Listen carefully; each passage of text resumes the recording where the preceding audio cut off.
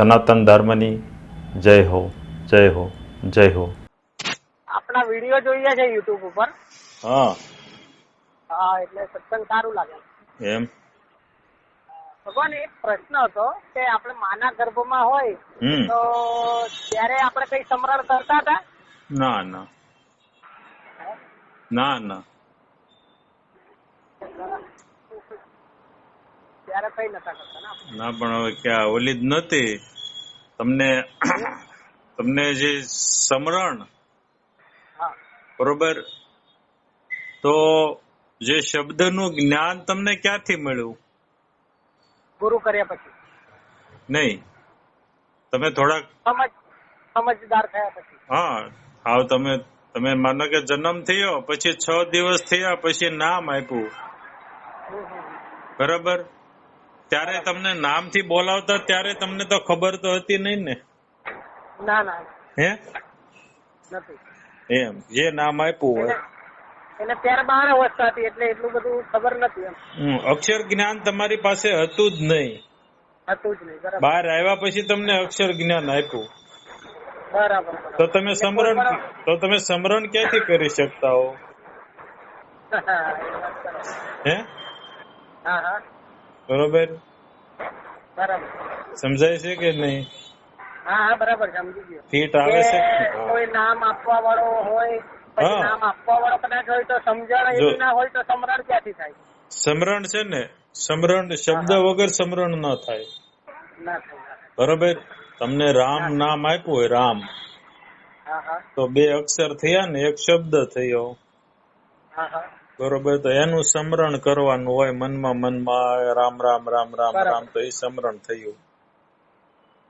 બરાબર, પછી તમે બોલીને તે જે બીજા સાંભળે એ રીતે તમે બોલો તોય સમરણ થયું કહેવાય. બરોબર, તો હવે તમને ત્યાં માના ગર્ભમાં હતા, તમને કોઈ શબ્દની અક્ષર જ્ઞાન જ નહોતું તમારી પાસે, તો તમે સમરણ ક્યાંથી કરતા હતા? હા, એ વાત બરાબર. હે? પણ હું શું કઉ છું કે ઘણા બધા એવું કે છે કે આપણે પ્રાર્થના એવી પ્રાર્થના કરતો હતો કે મને આમાંથી મુક્ત કરો એમ.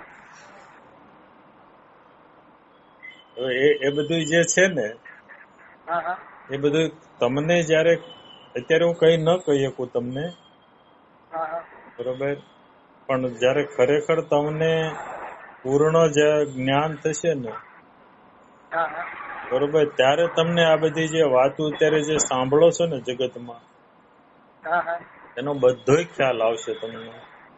બરાબર.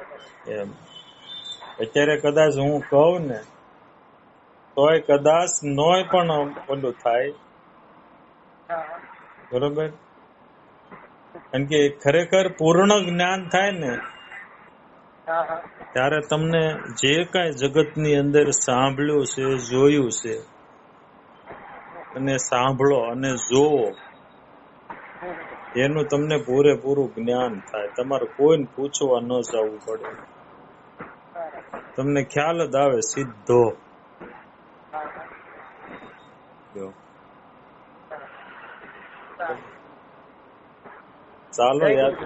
ચાલો યાત્રા આગળ ચાલુ રાખો, બરોબર, એ બધું જ્ઞાન થશે તમને. બધુંય જગતની અંદર જે કાંઈ છે ને, જે કાંઈ થઈ રહ્યું છે, જે થયું છે,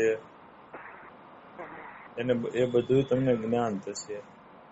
અભ્યાસ કરવો પડે. હે? અભ્યાસ કરવો પડે એમ.